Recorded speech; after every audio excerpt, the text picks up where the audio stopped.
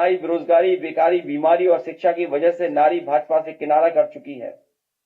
नारी स्वतंत्रता के विरुद्ध भाजपाई और उनके संगी साथियों की रूढ़िवादी संकीर्ण सोच और तंग नजरिया नए जमाने की नारी शक्ति को स्वीकार नहीं है। परसीमन के नाम पर यह बिल भी रूप बदलकर नारी के अधिकार का हरण करने आया था।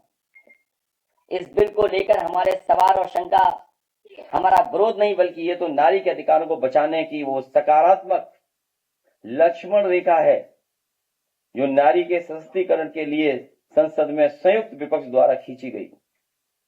तथा कथित महिला आरक्षण परसीमन बिल पिछड़े, दलित, आदिवासी, अल्पसंख्यक मतलब लगभग 95% पीडीए समाज की सभी महिलाओं के खिलाफ था, क्योंकि इससे महिलाओं के बीच विभाजन करने की साजिश की जा रही थी। ये महिला को अधिकार देने की नहीं, बल्कि आज उनकी शक्ति को बांटकर बेहद कमजोर करने का व कल को उनके हक को छीनने की छद्म योजना थी। भाजपा के वैचारिक पूर्वजों ने आजादी से पहले देश को बांटने में अपनी भूमिका निभाई और फिर उनके संगी साथियों ने आजादी के बाद भी नफरत के नाम पर समाज के भाईचारे, अमन चैन को बांटने की कुटिल करतूत जारी रखी। और ये अभी नकारात्मक लोग अपनी नारी विरोधी सामंती सोच के कारण देश की आधी आबादी मतलब महिलाओं की ताकत बांटने और हमेशा के लिए दबाए रखने का शरण कर रहे थे, जिससे कि आज की जागरूक नारी की विरोध की क्षमता बढ़ जाए, घट जाए, मिट जाए। ये बिल नहीं था, भाजपा की दरारवादी राजनीति का काला दस्तावेज था। जिन्होंने नारी को अपने संगठनों में मान सम्मान नहीं दिया, वो राजनीति में क्या स्थान देंगे। अगर पिछड़ों की आबादी कम से कम केवल 66 भी मान ली जाए, इनमें आधी आबादी मतलब 33% होगी जिनके हक की बात नहीं हो रही थी। इसका मतलब यह है कि बिल 33% महिलाओं के हक देने के लिए नहीं, बल्कि उनका हक मारने के लिए लाया जा रहा था। ये भाजपा और उनकी वर्चस्ववादी महिला विरोधी सामंती सोच की साजिश है, जिसका हम विरोध करते रहेंगे। इसके लिए भी चाहे साल लगे या सदी। दरअसल ये 33% महिलाओं को आरक्षण दे नहीं रहे थे, बल्कि 33% महिलाओं से आरक्षण छीन रहे थे। अगर इनमें अनुसूचित जनजाति व अल्पसंख्यक महिलाओं को भी जोड़ दिया जाए तो पीडीए महिलाओं की हकमारी का ये आंकड़ा 50 तक पहुंच जाता है। हम महिला बिल के विरोध में नहीं थे, सिर्फ उनके पास शोषणकारी तरीके के खिलाफ थे, जिसकी मंशा खराब थी। अगर किसी काम को करने की सही मंशा होती है तो शंका नहीं होती है। दरअसल ये भाजपा की हार की हड़बड़ी में उठाया गया कदम था, इसके पीछे कोई तैयारी नहीं थी। हमारे बीच इस बिल को लेकर इसलिए रोष था क्योंकि प्रक्रिया में दोष था। हमने माना कि इस बिल में खोट है क्योंकि भाजपा के नजर में केवल वोट है, इसलिए हमने विरोध किया और लोकतंत्र और संविधान को बचाने की एक और मुहिम में हम सफल रहे। दरअसल महिला आरक्षण बिल का तो आधार ही निराधार था। आरक्षण का आधार अगर कुल सीटों का 1/3 है तो इसका मतलब हुआ कि ये गणित का विषय है और गणित का आधार अंक होते हैं, ये संख्याएं होती हैं, कोई हवा हवाई बात नहीं। और इस तरह के मामले में संख्या का आधार जनसंख्या होता है, जिसका आधार जनगणना होती है। जब महिलाओं की जनसंख्या के लिए 2011 के पुराने आंकड़ों को आधार बनाएंगे तो महिला आरक्षण की आधार भूमि ही गलत होगी। जब भूमि में ही दोष होगा तो सच्ची फसल कैसे उगेगी। इसलिए हमने कहा जब गिनती ही गलत होगी तो आरक्षण कैसे सही होगा। ये संशोधन के नाम पर जो जल्दीबाजी दिखा रहे थे, दरअसल उसके पीछे भाजपाइयों की मंशा ये थी कि जनगणना न करनी पड़े, क्योंकि जनगणना हुई तो जातिवार आंकड़े भी देने पड़ेंगे और जातिवार आंकड़े भी देने पड़ेंगे और जातिवार आरक्षण भी देना पड़ेगा। ये भाजपा का एक बहुत बड़ा षड्यंत्र था, जिसमें जनगणना आधारित परसीमन को नकार कर पिछड़ी, दलित, अल्पसंख्यक व आदिवासी महिलाओं का अधिकार लूटे जाने की गुप्त योजना थी। आज जब हर तरह से महिलाओं के शोषण की खबरें आ रही हैं, ऐसे में महिलाओं को तत्कालिक रक्षण और संरक्षण की आवश्यकता है। इस बड़ी मांग से ध्यान भटकाने के लिए और अपने को महिलाओं का हितैषी साबित करने के लिए भाजपा ये आधा अधूरा महिला आरक्षण बिल लाने का नाटक कर रही थी। इस महिला आरक्षण बिल के साथ थे, लेकिन परसिमन के नाम पर की जा रही जल्दीबाजी के खिलाफ थे। दरअसल ये भाजपा को सामने दिख रही अपनी जमानत जब्त हार की हड़बड़ी में उठाया गया कदम था। इसके पीछे कोई तैयारी नहीं थी। इसलिए हमारी सबसे बड़ी आपत्ति यही रही कि पहले जनगणना कराई जाए, फिर महिला आरक्षण की बात उठाई जाए। जो सरकार महिलाओं को गिनना नहीं चाहती, वो भला उन्हें आरक्षण क्या देगी। महिलाओं के साथ भाजपा और उनके संगी साथियों जो धोखा करना चाहते थे, महिलाओं के साथ वो छलावा हम नहीं होने देंगे। ये महिला सशक्तिकरण की बजाय तुष्टीकरण का कोशिश है। सबसे पहली बात तो महिला के अधिकार की होनी चाहिए और आरक्षण को उसका जरिया मानना चाहिए। अगर जरिया ही गलत होगा तो परिणाम कैसे सही होगा।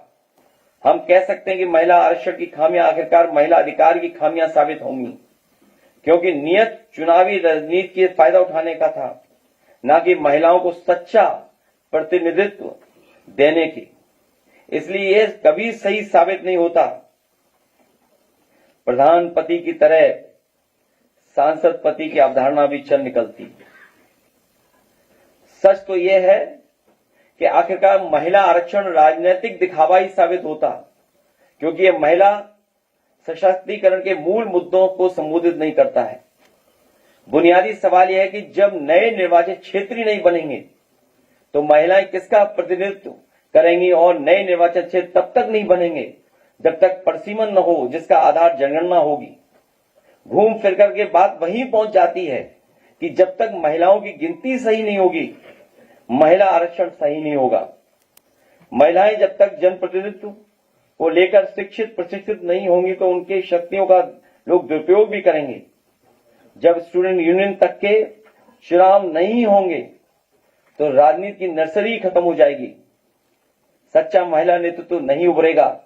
इसलिए राजनीति में भाग लेने के लिए महिलाओं के लिए क्षमता निर्माण और प्रशिक्षण की आवश्यकता को संबोधित करना होगा। योग्य प्रतिनिधित्व के लिए योग्यताएं विकसित करनी होंगी। साथ ही सामाजिक मानसिकता भी एक दिन में नहीं बदलेगी।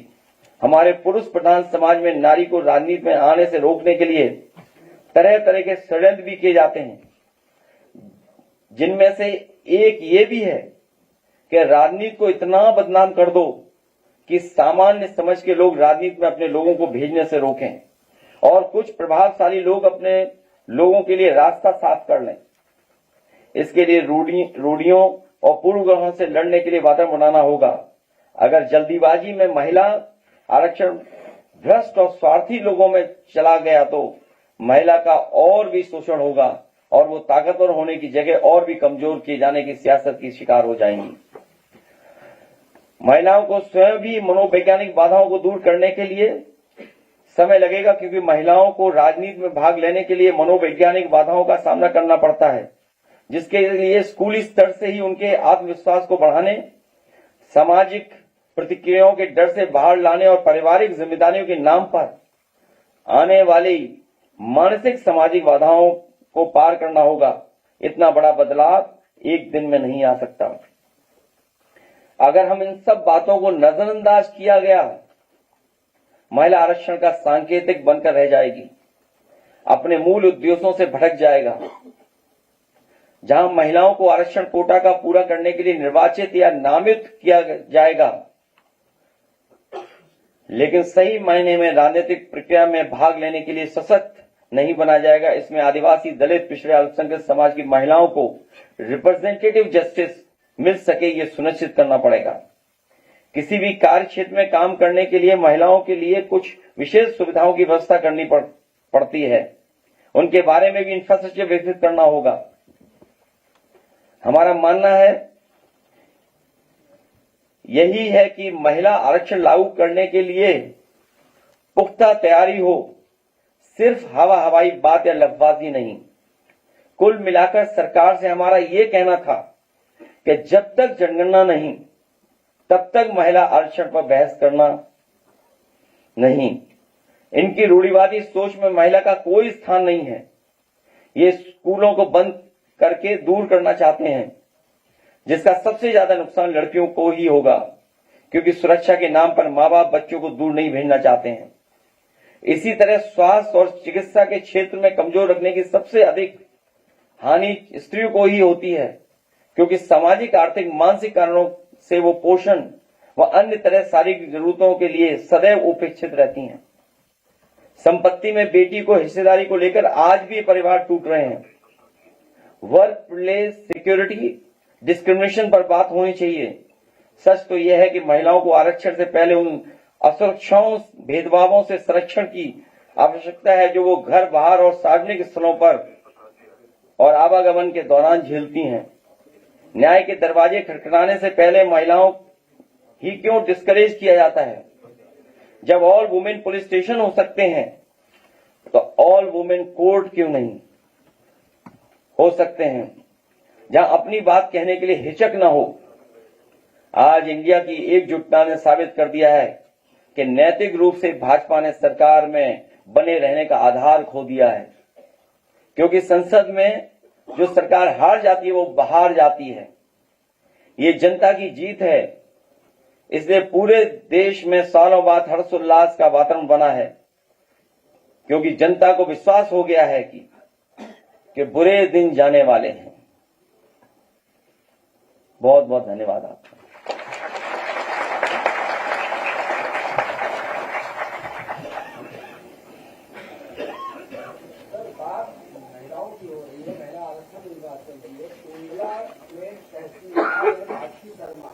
उन्होंने वहां के डीएम पर आरोप लगाया और ये कहा कि डीएम हमारा हरेसमेंट कर रहा है।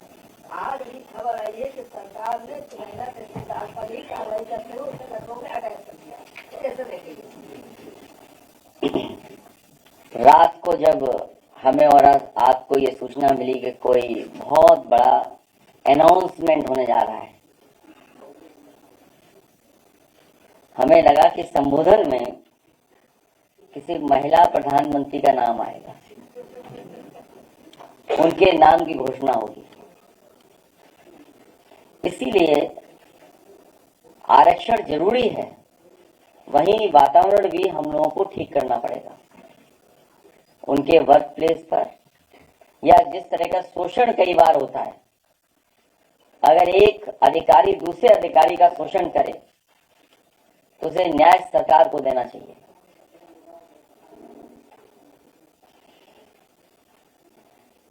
मैं आज फिर परशुराम जयंती पे बधाई देता हूं, सभी त्योहारों पे बधाई देता हूं, और एक बार फिर परशुराम जयंती पर सरकार बनने पर छुट्टी होगी।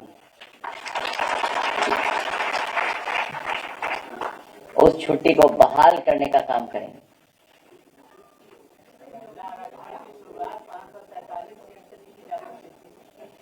ये पक्ष बहुत से सांसदों ने भी रखा कि अगर सरकार चाहे जो पुराना बिल पास हो चुका है उसी में, या फिर जो आज एट प्रेजेंट स्ट्रेंथ है हाउस में, इसी पे भी लागू कर दें। लेकिन उन्हें आरक्षण नहीं, नारी को नारा बनाना था और उसके सहारे हमें, आपको और पीडीएस समाज को धोखा देना था।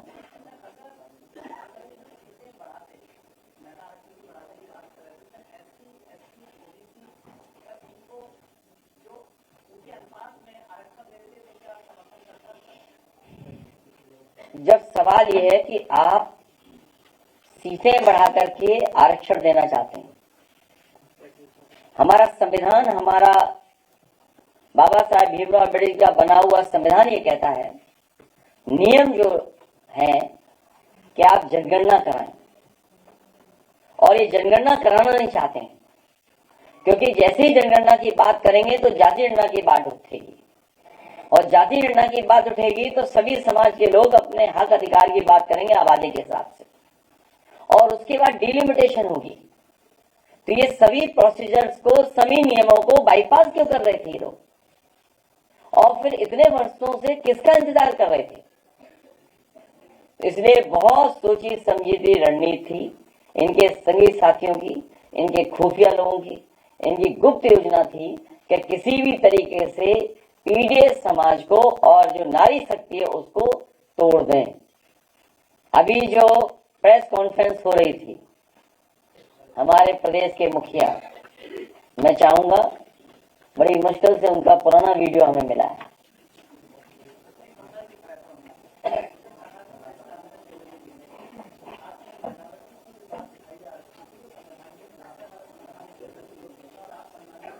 हम सब जितने लोग यहाँ बैठे हैं, हम आधी आबादी को हक और सम्मान देना चाहते हैं। तो आधी आबादी में गिनती किस किस की होगी और किसकी नहीं होगी ये कौन तय करेगा? आज भी जो प्रेस कॉन्फ्रेंस हुई और कल भी जो संबोधन हुआ उसमें आधी आबादी की बात हुई है। तो आधी आबादी मतलब महिलाएं हैं। और डॉक्टर राममनोहर लोहिया को जो मानने वाले लोग हैं, उनके सिद्धांत पे चलने वाले लोग वो जानते होंगे, डॉक्टर राममनोहर लोहिया ने कहा कि महिलाओं को हम पिछड़ा मानते हैं। और अभी भी सरकार आधी आबादी की बात कर रही है। तो जो आधी आबादी हमारे समाज की है, पीड़ित समाज की है, उन सबको हक सम्मान मिले।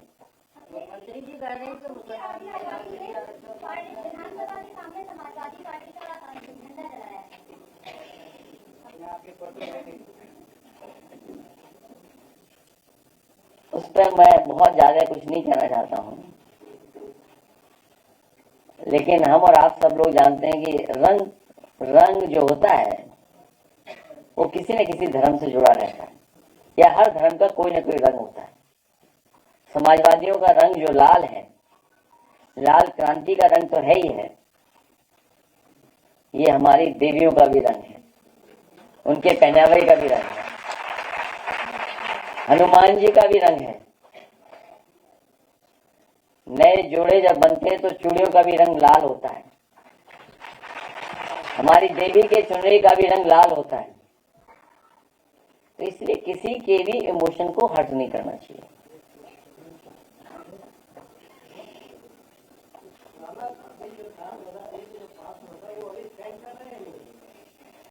आप जानते होंगे, जैसे ही सरकार को पता लगा कि वो बहुमत नहीं है उनके पास, नोटिफाई कर दिया था उस बिल को। अब आप आते हैं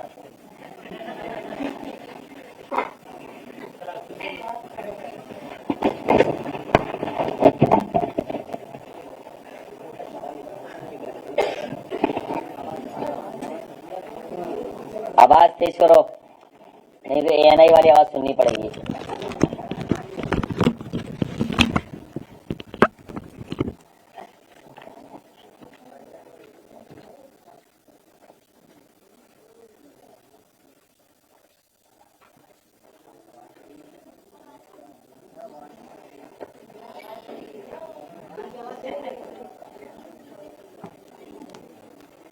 लगता है इसमें भी कोई साजिश हो रही है।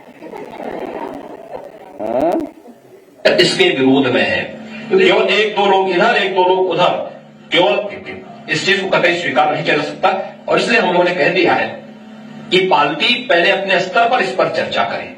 संसद में चर्चा होने से पहले पार्टियों को अपने स्तर पर इसको, पार्टी में अगर आंतरिक लोकतंत्र है तो जनप्रतिनिधियों की बातों को सुना जाए, उनके तथ्यों पर गौर किया जाए।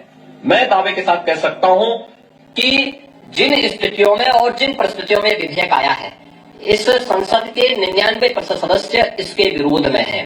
केवल एक दो लोग इधर, एक दो लोग उधर, केवल जबरदस्ती करने का प्रयास करेंगे तो मुझे लगता है उसके परिणाम लोकतंत्र के लिए भी ठीक नहीं होंगे और मुझे लगता है कि किसी के हित में नहीं होंगे। जिस तरीके से बीजेपी ने बढ़ चढ़ करके व्हिप जारी किया, कांग्रेस से पहले एक ऐसा मुद्दा बनाया कि अटल जी आडवाणी जी का सपना था, इसको हम इसको पास कराएंगे। अगर यही हालात लोकसभा के अंदर आते हैं और पार्टी व्हिप जारी करती है महिला आरक्षण विधेयक के समर्थन में, तो आपका रुख क्या होगा? हमने कह दिया ना कि हम लोग पार्टी में पहले इस पर चर्चा कराने की मांग कर रहे हैं। एक दूसरा ये कि इस पर आम सहमति बननी चाहिए। आप क्यों कांग्रेस के पाप को अपने सिर पे लेना चाहते हैं? पार्टी के अंदर इस बात को रखना चाहते हैं, इस चीज को कतई ठीक है, बाकी तो बातें आप जानते ही हैं।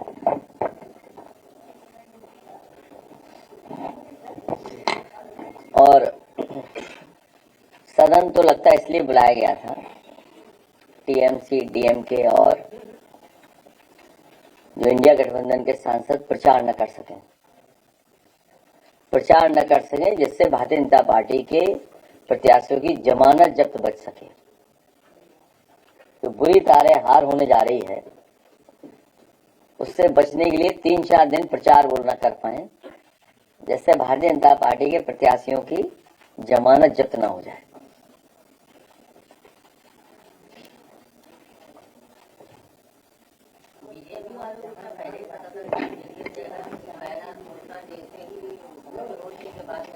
वो आधी अधूरी तैयारी के साथ जब आए हैं तो उनको खुद सही संख्या पता थी, और नोटिफिकेशन होने के बाद तो आपको और भी एहसास हो गया होगा।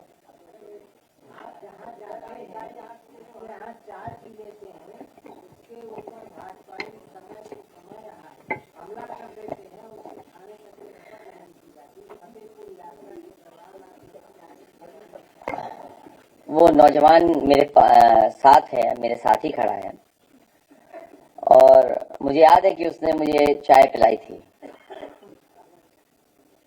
और ये घटना कोई पहली बार नहीं हुई है इस तरह की, इसीलिए मैंने अपने तमाम समाजवादी साथियों का कि बहुत चौकन्ना रहें, सावधान रहें, बीजेपी के साजिश षड्यंत्र से बहुत सावधान रहें और जागरूक तरीके से सोचे समझें। और वो अपनी बीती बात तो बताएगा, लेकिन भारतीय जनता पार्टी के वहां के नेता ने एक मुस्लिम समुदाय के नेता को आगे कर करके इसके ऊपर पिटाई करवाई, मार पिटाई कराई, जिससे केस बन सके, डरा सके, धमका सके। पीछे बीजेपी है, करवा किससे रही है, हो किसने रहा है। और ऐसी घटना मैंने आप लोगों के सामने याद की, जब राष्ट्रपति जी का वोट डालने जा रहे थे हम लोग, तालेग्राम की घटना याद दिलाई थी प्रेस के सामने कि तालेग्राम में भारतीय जनता पार्टी के नेताओं ने हिंदू मंदिर में एक मुस्लिम समुदाय के व्यक्ति को लेकर के मांस फेंकवाया था। जब उस मांस फेंकने के लिए मना किया उस मुस्लिम समुदाय के नौजवान ने, तो भारतीय जनता पार्टी के नेताओं ने कहा कि हम आपके साथ चलेंगे, आप चलो और मांस फेंक करके आओ। जब सच्चाई का खुलासा हुआ तो 18 भारतीय जनता पार्टी के लोग जेल रहे 1 साल। और लखनऊ यूनिवर्सिटी की भी घटना आपको याद होगी, उसमें साजिश षड्यंत्र कौन कर रहा था। हमें उम्मीद है कि चाय वाले हमारे नौजवान को, समाजवादी चाय वाले नौजवान को न्याय मिलेगा, और जिन्होंने इसकी घटना की है उनके खिलाफ कड़ी कार्रवाई होगी, और जिसके पीछे लोग हैं उन पे भी कार्रवाई हो। और यूं तो आरोप क्या लगाया कि एल्युमिनियम के बर्तन में क्यों चाय बनाते हो आप, इसलिए दुकान सीज कर दी। बताइए आप, दुकान इसलिए सीज कर दी कि आप एल्युमिनियम के बर्तन में चाय बना रहे हैं, जिनके मुखिया को डीओ की डेफिनेशन, सीओडी की डेफिनेशन, बीओडी की डेफिनेशन, टीओडी की डेफिनेशन और पर्यावरण पैरामीटर्स को न समझते हो, उनके अधिकारी सोचो चमचागिरी के लिए क्या कर रहे हैं। क्या कह रहे हैं कि एल्युमिनियम कंटेंट चाय में चला जाएगा। अरे हम और आप लोग तो सुबह ही सुबह एल्युमिनियम उठा लेते हैं लोटा। गांव में देखो, और किस दुकान में एल्युमिनियम की नहीं चाय, बर्तन में चाय बनती है, पूरे लखनऊ बनती है और घरों में बनती है। और हमारा घर चेक करोगे, कोई अगर चेक करना चाहे, जो योगी जी का बहुत खासम खास व्यक्ति हो, अजय सिंह बिष्ट जी का, माफ करना, मुख्यमंत्री अजय सिंह बिष्ट जी का कोई खासम खास यहाँ बैठा हो, अगर उसे लगता हो कि एल्युमिनियम का बर्तन हमारे यहाँ नहीं है, तो हम उसे चाहेंगे कि अभी चल दे मेरे संग, उसे मैं एल्युमिनियम के बर्तन दूंगा। तो उसका हमारा घर भी सीज कर देंगे लोग। तो बताओ, एल्युमिनियम की चाय पी रहे हो आप, और बताओ नाली में पाइप डाल के चाय पिला रहे थे सबको। बताओ, नाली नाली ज्यादा पॉल्यूटेड है क्या एल्युमिनियम का साफ बर्तन? इन्हें कौन समझाए? इनको, इन खुफिया लोगों को, संगी साथियों लोगों को, पुरातत्व पंथियों को, रूढ़िवादियों को समझाएगी सत्ता। तो सोचिए आप, पहले जो उस पे बीता है चाय वाले पर, ये समाजवादी चाय वाला है, इसकी चाय अच्छी है, भाजपाइयों की चाय बेकार है, कड़वी है, उनका दूध घटिया है। मैं अपने नौजवान से कहूंगा कि आए और अपनी बात बताए कि उसके साथ क्या क्या हुआ है। यहाँ आ जाओ बेटा, इधर आ जाओ बेटा, इधर। अरे छोड़ो, अभी रुक जाओ, पहले से बात करना।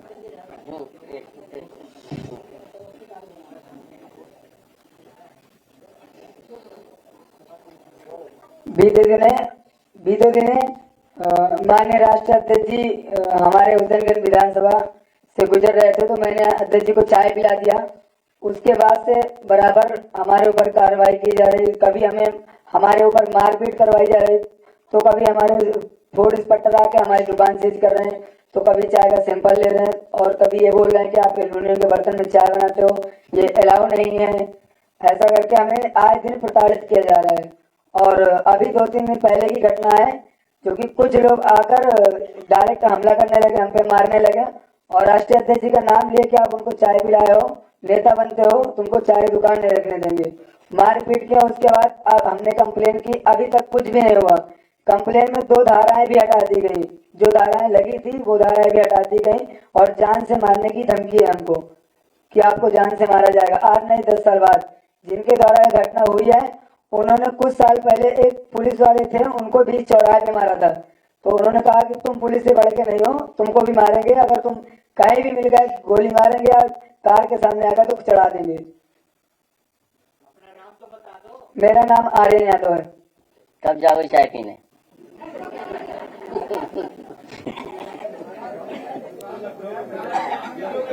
नहीं, दुकान सीज कर रही, बताओ क्या राज है, बताइए। हैं? कितना घटिया आदमी सरकार है, बताओ। और क्या बता रहे थे कि एसडीएम ने क्या दिया? आईफोन। एसडीएम ने आईफोन दिया था, हैं? हाँ बताइए। हैं? आईफोन के लिए रात में स्टोर स्पेशली खोला गया था कि राशि शर्मा जाके पहले खरीदेंगी, फिर डीएम को देंगी। शर्मा की बात कही, नौजवान की बात हो जाए।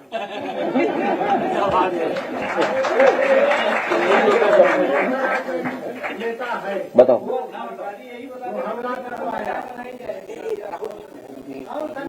नाम बताओ उसका।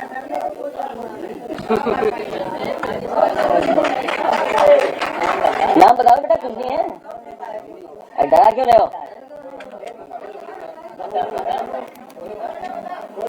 नहीं, ऐसे नहीं बताओ, मैं बोला, तुम मत बोलो, मैं बताता हूँ। नहीं, मैं बता देता, अरे मैं बता देता हूँ। कोई नाम है धुन्नी सिंह,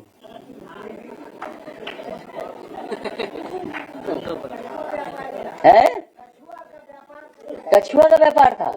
हाँ, वो गंगा का किनारा है ना, और शराब का भी काम हुआ है, नाव से ढोई जाती हैं। अच्छा, मोरंग माफिया भी है। बस समझ लो आप, इस सरकार में यही होगा। देखिए, पीडीए समाज के साथ यही व्यवहार करेंगे लोग, सामंती लोग, वर्चस्ववादी लोग। उनका व्यवहार करने का तरीका यही है। और जब उन्होंने पूजनीय शंकराचार्य जी को नहीं छोड़ा, सोचिए उनके साथ क्या व्यवहार किया था इसी तरह के वर्चस्ववादी लोगों ने। और इन सबको ताकत कौन देख रहा है? सरकार दे रही, सरकार।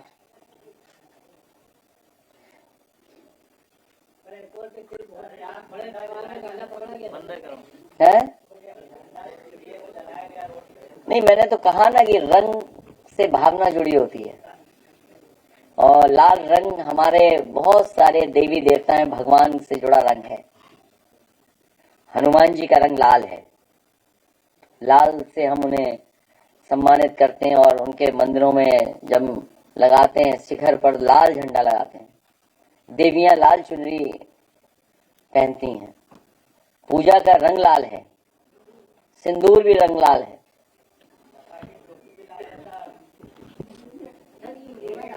घटना हो जाती है इसके साथ पार्टी की तरफ से बात की गई है क्योंकि इस तरह से डर दिख रहा है सामने। नहीं, डर इसलिए है कि वो बहुत कमजोर और गरीब नौजवान है जो अपना जीवन यापन चाय बना करके कर रहा है। सोचिए उसकी क्या स्थिति है, क्या कोई वो, और नौकरी तो सरकार नहीं दे रही है ना, वो अपना रोजगार कर रहा है, अपनी मेहनत से कर रहा है और अपने पिताजी के दुकान को आगे बढ़ा रहा है और बहुत टैलेंटेड नौजवान है, ऐसा नहीं है।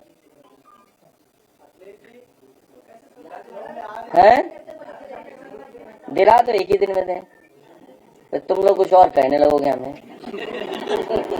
बचना तो तुम्हें भी है, तुमसे भी है, क्या करें तुम्हारा, बचना तो तुम लोगों से भी है।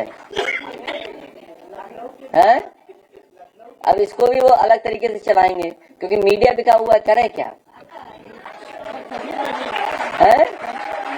अरे बहुत जल्दी बिकते हैं, बहुत जल्दी बिकते हैं, और कैसे बिकते हैं हम और आप सब जानते हैं।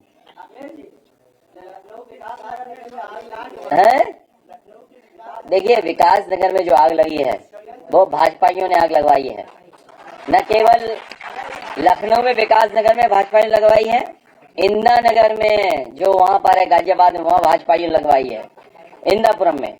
और मैं आपसे कह रहा हूँ लखनऊ के सब तालाबों पर फ्लैट जमीन कब्जा भाजपाइयों ने की है, भाजपाई कर रहे हैं, भाजपाई। ये व्यवहार देखिए, सरकार का ये व्यवहार नहीं होना चाहिए जो इस नौजवान के साथ व्यवहार हुआ है, इसकी दुकान के साथ हुआ है। सर वहाँ के पुनर्वसन के लिए क्या आप लोग की पहल है सपा के साथ? हम लोग चाय पियेंगे। विकास नगर की बात, अच्छा विकास नगर की बात कर रहे हो। मैं उन सब लोगों से, गरीबों से कहूँगा समाजवादियों को सरकार बनाओ, आपको न्याय मिलेगा, आपका सम्मान होगा।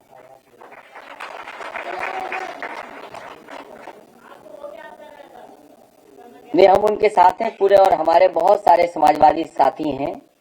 यहाँ भी कुछ साथी बैठे हैं जो गए थे, परिवार के लोगों की मदद की है। यहाँ भी लोग बैठे हैं, बहुत सारे साथी बैठे हैं और मदद कर रहे हैं, बहुत से लोगों की जान गई है, कोई सरकार मदद नहीं कर रही है।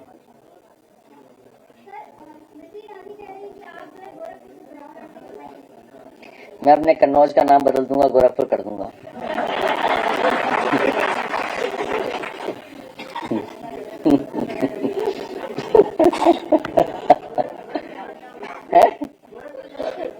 गोरे धंधा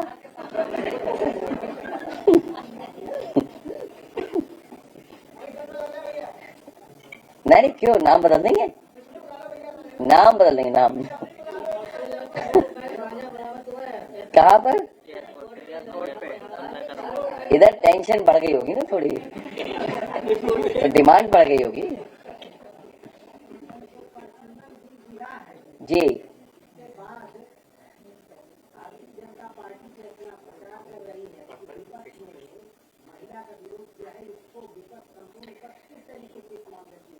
पूरा देश ये जानता है, पूरे देश के बुद्धिजीवी जानते हैं कि महिला आरक्षण के खिलाफ विपक्ष नहीं था, और जिस समय महिला आरक्षण को लेकर के जो बिल आया था, नारी शक्ति, उस बिल का सबने समर्थन किया था, और आज भी वो बिल एग्जिस्ट करता है, वो एक्ट हो गया है, कानून बन गया है, ये पूरा देश जानता है। और आप लोग हमसे ज्यादा बुद्धिजीवी हैं, हमसे ज्यादा चीजों को समझते हैं दूर से। जिस समय उन्हें हार का डर उनके अंदर आया, उन्हें नोटिफाई कर दिया पुराना महिला आरक्षण बिल। आखिरकार ये देश के प्रधानमंत्री जी बताएंगे नोटिफाई क्यों किया, बीजेपी बताएगी नोटिफाई क्यों किया। क्या महिला आरक्षण बिल एक्ट नहीं बन गया? झगड़ा वो नहीं है, झगड़ा साजिश और षड्यंत्र का था। पीडीएस समाज के लोगों को हक अधिकार उनका छीनने के था, और डिलिमिटेशन के बहाने जिस तरीके से उन्होंने डिलिमिटेशन किया है आसाम में या अन्य प्रदेशों में, वही तरीका अपनाते आप यहां पर भी, उसके खिलाफ है। महिला आरक्षण तो आज भी एग्जिस्ट करता है, और महिला आरक्षण तो बिल पास हो चुका है। अरे यार, संबोधन सुनते हो कि इधर उधर सुनते हो तुम? हमें तो संबोधन में लगा कि कोई महिला प्रधानमंत्री का नाम आने वाला है। अगला प्रधानमंत्री कोई महिला बनेगा बीजेपी से।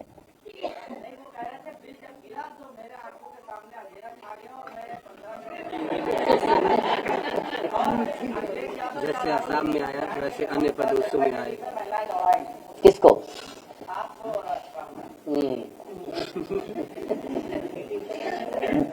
भाजपाइयों की बातों में मत आओ।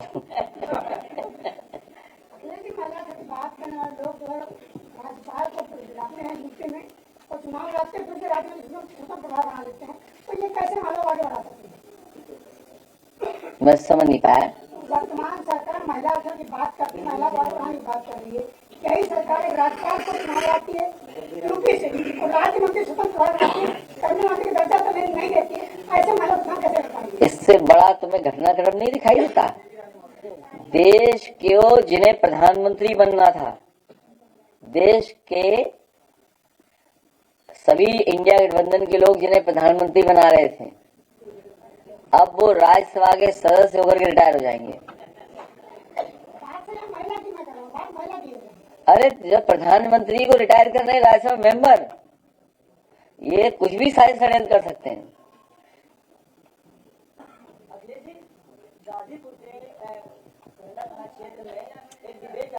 यूट्यूबर, ठीक है, उनके साथ अन्याय ना हो। हाँ, अन्याय ना हो उनके साथ। और इनके जो नियम है एल्युमिनियम वाला, उसको खत्म हम लोग इसलिए कर रहे हैं कि इसको बर्तन दे रहे हैं हम लोग एल्युमिनियम के अलावा वाले। मैंने देखे नहीं कौन से मेटल के हैं, पीतल के ला दिए हम लोग। आइए पीतल के देते हैं। और एक कथावाचक भी आए हमारे साथ जिनको अपमानित किया है। कहाँ है वो कथावाचक हमारे? आइए आइए इधर आइए, आया तुम भी आ लो जी। बर्तन है? हाँ आगे बर्तन, आगे देंगे बर्तन। आगे लाइए।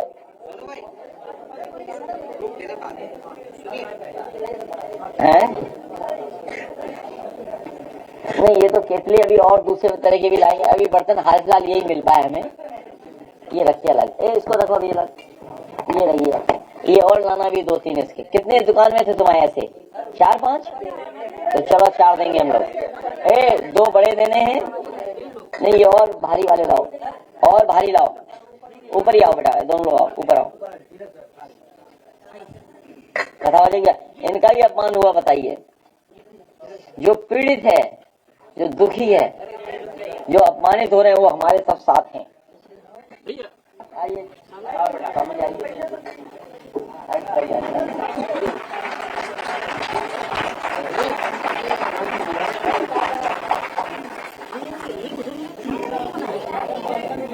पहले था ना, आपको देखना चाहिए ना, आपको देखना चाहिए। परेशान ना हो, ठीक नहीं हो, लेकिन तो नहीं डर तो नहीं है। अबे हमको ये भी कहा गया है कि अगर आप मुकदमा वापस नहीं ले रहे हो तो आपके खिलाफ आए दिन मैं मुकदमा करवाऊंगा और आप जेल में सड़ जाओगे। क्या मुकदमा करेंगे? कुछ भी करवाऊंगा, मतलब छोटे मुकदमे में फंसाता रहूंगा, सड़ जाओगे जेल में। जैसे कि हत्या नेट हो गए और कई धाराएं, मुझे पता नहीं इसके बारे में, ऐसा बोला गया। सब आदमी परेशान है, ठीक है, यही बात करें।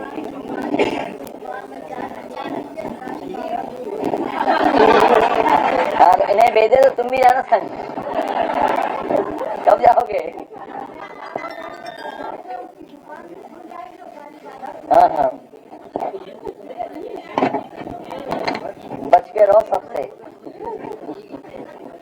आइए, आज ऊपर आ जाओ। और इनके साथ भी व्यवहार, बहुत खराब व्यवहार हुआ इनके साथ। आइए बैठा लो, इसको बैठा लो, बैठो आ जाओ। इनको उन्नाव में ये बहुत व्यवहार खराब हुआ इनके साथ। हाँ, और ये लोधी समाज के हैं, बताइए आप।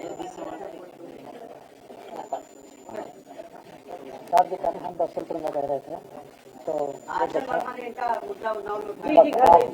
साहब आ गए थे, तो हमारा वहाँ लिखा पढ़ी साहब हो गए थे, तो हमें खड़े दिया गया था। और किसी का नाम मत दो। साहब भी आए थे तो हमारी बड़ी हेल्प हुई साहब। सिर्फ वजह से कुछ कार्य जैसे भी लग गया था, तो उसमें नहीं लगे जाने में।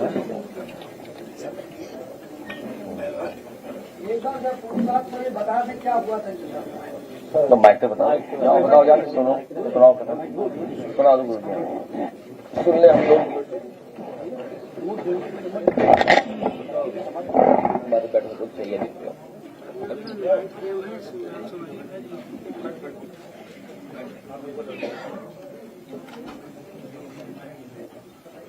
हाँ साहब के चरणों